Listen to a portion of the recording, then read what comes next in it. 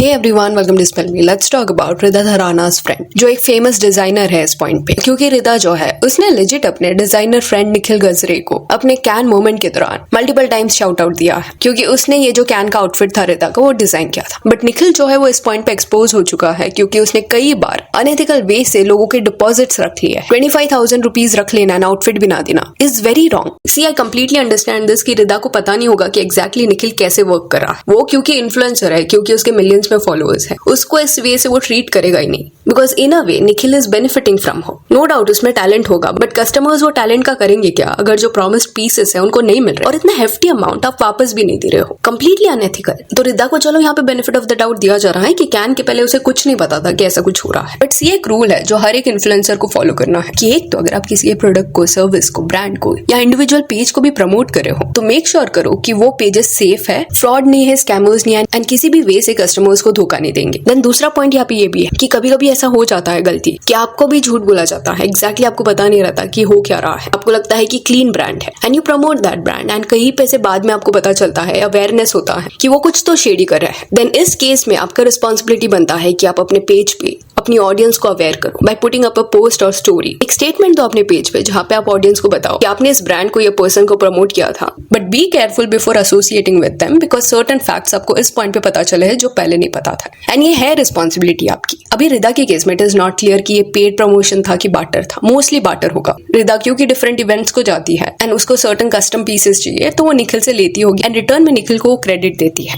And not saying रिदा की वजह से ये पर्सन फेमस है, बट हाईली पॉसिबल कि कई लोग जो रिदा के फैशन के लिए उसको फॉलो करते हैं उनमें से काफी सारे लोग निखिल के पेज पे भी शिफ्ट हुए होंगे। I found Nikhil on Instagram because of this outfit that he designed back in November. तो इस पॉइंट पे ये रिदा का रिस्पॉन्सिबिलिटी है कि दो आपको पहले नहीं पता था बट अभी आप अवेयरनेस फैलाओ। जस्ट बिकॉज वो आपका फ्रेंड है दैट डजंट मीन कि वो ऐसे लोगों की डिपॉजिट रखेगा एंड इतने बड़े डिसेप्टिव प्रैक्टिस को आप इग्नोर कर दो। Not at all okay. तो आज हम 3 केसेस के बारे में बात करेंगे जहां पे ये पर्सन ने क्लाइंट्स का टाइम भी वेस्ट किया एंड कुछ केसेस में उनके पैसे भी रख लिए। तो पहला केस है ये ब्राइड एना का। लास्ट टाइम भी हमने बात किया था कि 3 आउटफिट्स उसने निखिल से मंगाए थे। अभी उस पॉइंट पे लग रहा था कि उसे ये आउटफिट्स मिल गए हैं, बट लेटर ऑन एना ने कॉमेंट करके जब हमें इन्फॉर्म किया तब हमें पता चला कि उसको ये कपड़े कभी रिसीव ही नहीं हुए थे। एक्चुअली निखिल काम कैसा करता है कि वो लोगों से पहले ऑर्डर लेता है कि आपको कौन से पीसेस चाहिए, कस्टम पीसेस भी वो बनाता है। तो एना ने 3 ऐसे रेफरेंस फोटोज भेजे थे, उसको ऐसा आउटफिट चाहिए था। फिर उसने डिपॉजिट भी भर दिया। इतना अमाउंट रहता है उसका कुछ हाफ भरना रहता है। उसके बाद एक टाइमलाइन रहता है कि 1 या 2 महीने में आउटफिट कंप्लीट हो। बट निखिल के केस में कई बार ये देखने मिला है कि अगर वो प्रॉमिस करता है कस्टमर को कि मार्च में डिलीवर कर दूंगा, मार्च में ही वो काम शुरू करता है एंड मार्च के डेडलाइन को मिस करता है। विच मीन्स कि अगर किसका फंक्शन होगा एंड उसके ऊपर डिपेंडेंट रहेंगे वो, तो उनका प्लान रुइन होगा, बिकॉज मेजोरिटी केसेस में ये पर्सन डिसअपॉइंट करेगा। एंड वही कुछ हुआ एना के साथ। उसको जब आउटफिट चाहिए था उस पॉइंट पे उसको नहीं मिला एंड आउटफिट जब थोड़ा बन के रेडी हो जाता है उस पॉइंट पे निखिल जो है वो फोटोज लेता है अपने स्टूडियो से वगैरह एंड देन कस्टमर्स को भेजता है, दिखाता है कि आपके आउटफिट्स इस वे से रेडी हुए हैं। तो एना को ये फोटोज दिखे एंड जब उसने ये फोटोज देखा तो वो कंप्लीटली शॉक्ड थी कि ये क्या बनाया है, ये तो उसने कभी ऑर्डर नहीं किया था। एंड कोई भी सेंसिबल एंड ऑनेस्ट डिजाइनर क्या करेगा इस पॉइंट? वो बोलेगा अरे क्लाइंट डिससैटिस्फाइड है। पहले तो खुद ही वो समझ लेगा कि ऐसे डिजाइन नहीं बनाने हैं मीडियोकर वाले, जो ऑर्डर किया गया है वही दो एंड अगर आप फुलफिल नहीं कर पा रहे अपोलोजाइज करो एंड जो भी डिपॉजिट है वो रिटर्न करो। बट निखिल पूरे अलग वे से फंक्शन करता है। उसने डिपॉजिट भी रख लिया एंड एना को ब्लॉक भी कर दिया। उसके बाद जब एना ने कॉल आउट किया एंड रील वायरल चला गया तब निखिल उसको अनब्लॉक करके उसके कमेंट सेक्शन में लिखता है कि वो भी ग्रोइंग ब्रांड है, सीख रहे हैं, इंप्रूव कर रहे हैं, प्लीज हमें कॉन्टैक्ट करो।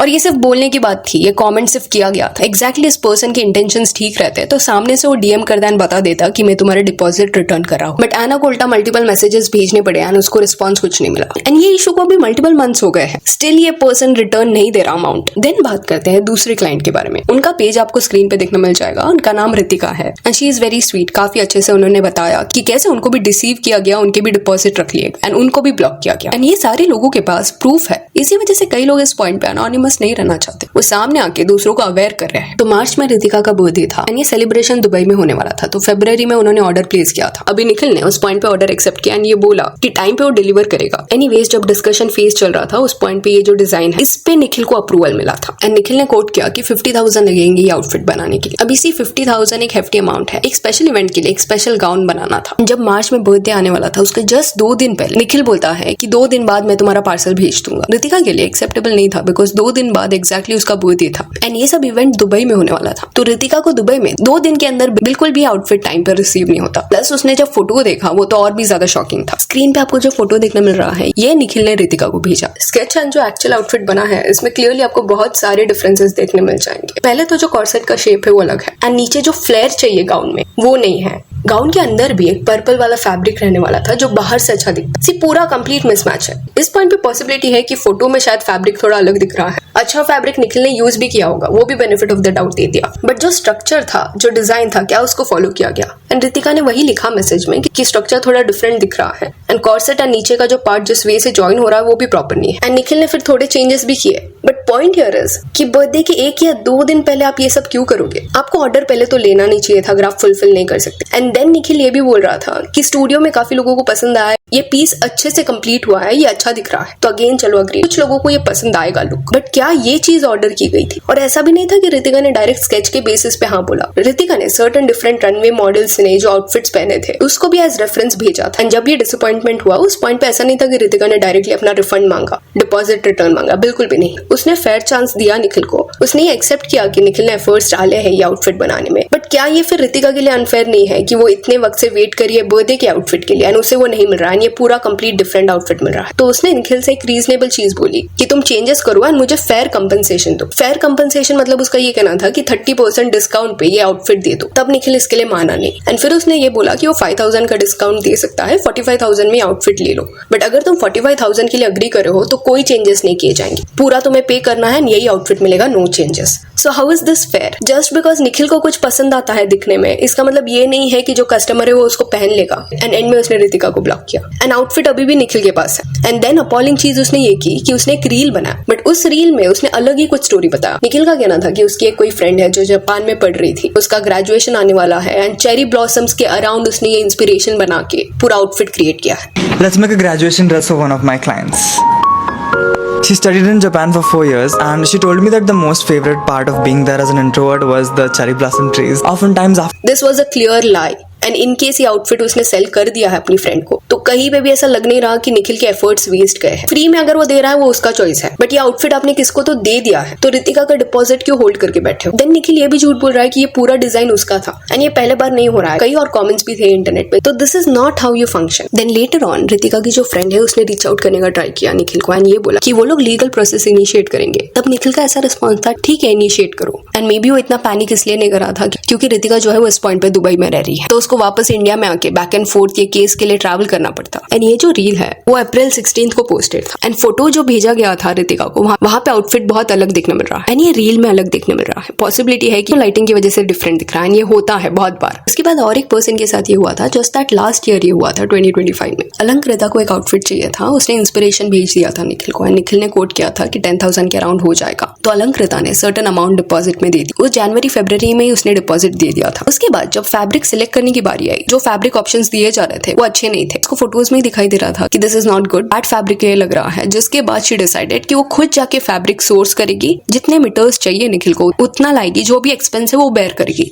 जबकि वो निखिल के पार्ट पे था। जब उसने अगर कोट किया है तो उसके अंडर हुआ था, but still in a way she wanted to support him. तो अलंकृता ने खुद लाया फैब्रिक, पार्सल किया निखिल के एड्रेस पे एंड वो फैब्रिक आने के बाद भी निखिल ने काम नहीं शुरू किया एंड यहाँ पे भी उसका जो बिहेवियर है वो शिफ्ट होता हुआ दिखाई दिया। अगर एक पर्सन के साथ आपका अग्रीमेंट हो चुका है कि इस चीज के लिए 10K आप कोट करने वाले हो, देन सडनली आप अपना अमाउंट चेंज नहीं कर सकते। उसने अलंकृता को बोला कि 15K अभी लगेगा, 10 से 15 ये अमाउंट उसने चार्ज किया एंड वो अलंकृता को ऐसे फील करा रहा था कि वो बहुत ज्यादा एक्सपेक्ट करी है बट इनफ दे नहीं रही। उसने मैसेज में लिटरली ये लिखा, actually now that I really think about it won't be fair to me if I charge anything less then 15K। I understand it is a huge number for you but truly I can't see myself being underpaid. Like are you serious? तुम्हें ये चिंता है कि तुम अंडरपे हो रहे हो, but क्या तुम्हें ये रियलाइजेशन नहीं है कि तुम दूसरे पर्सन का टाइम वेस्ट कर रहे हो? ये एंटाइटलमेंट दिखाई देता है। एंड अलंकृता ने ये अमाउंट के लिए भी अग्री किया एंड 12,000 एज डिपॉजिट दे दिया। एंड गेस व्हाट, इतना डिले करने के बाद कोई भी सोचेगा कि एटलीस्ट अब ये पर्सन शुरू करेगा काम, बट उसने काम शुरू नहीं किया। 5 महीने तक ये खींचता गया, जिसके बाद अलंकृता ने बोला कि डिपॉजिट भी रिटर्न दे दो, मेरा फैब्रिक भी वापस करो एंड उसको लिटरली फॉलोअप्स लेने पड़े वो फैब्रिक के लिए। अब ये लास्ट ईयर की बात है, तो उस पॉइंट पे अलंकृता को उसको डिपॉजिट मिल गया। It is a good thing कि वो सॉर्ट हो गया, बट उसके बाद से जो भी स्टोरीज देखने मिल रहे हैं, चाहिए तो आप कमेंट सेक्शन में भी जाना, वहां पे दिखाई दे रहा है कि वो लोगों के साथ गलत कर रहा है। ये सब छोटी मिस्टेक्स नहीं है, आप दूसरों के फंड्स को ऐसे ले नहीं सकते एंड लोगों को अवेयर होना पड़ेगा। एंड कुछ लोग इस पॉइंट पे बोलेंगे कि रिदा थराना का नाम क्यों इस पे लिंक किया जा रहा है। तो you have to understand this कि कई लोग ये डिजाइनर को रिदा की वजह से जानते हैं, क्योंकि रिदा ने इतना ज्यादा प्रेज किया है निखिल को, तो कई लोगों का ट्रस्ट बिल्ड हुआ होगा उसके ऊपर, क्रेडिबिलिटी उसको मिली है। अगेन यहाँ पे ब्लेम नहीं रिदा पे किया जा रहा, जस्ट दैट सिचुएशन को उसको एड्रेस करना पड़ेगा, ये बोला जा रहा है। रीजन बीइंग ये सेकंड स्टेप है, गलती से अगर कुछ हो गया तो एटलीस्ट अवेयर करो अपनी ऑडियंस को। सी गलतियां हो जाती है लोगों से, आपको कैसे पता होगा कि सामने वाला कैसे एक्ट करेगा। हो सकता है आपका एक्सपीरियंस अच्छा हो, तो वो सारा बेनिफिट ऑफ द डाउट दिया जा रहा है रिदा को, बट अभी इतने सारे प्रूफ सामने आ गए हैं तो उसको ये सिचुएशन को एड्रेस करना चाहिए। एंड सी यहाँ पे सीधा रेजोल्यूशन यही है कि जिन जिन लोगों के साथ ये हुआ है सबके डिपॉजिट आप रिटर्न करो। सो यार that's it for this video. Do let me know कि ये जो भी हो रहा है इसके बारे में व्हाट यू हैव टू से, and if you want can follow us on Instagram, जिसका लिंक आपको डिस्क्रिप्शन में मिल जाएगा। और ये वीडियो अच्छी लगी तो लाइक एंड शेयर करें, और ऐसे और अपडेट्स के लिए चैनल को प्लीज सब्सक्राइब करें। Thank you.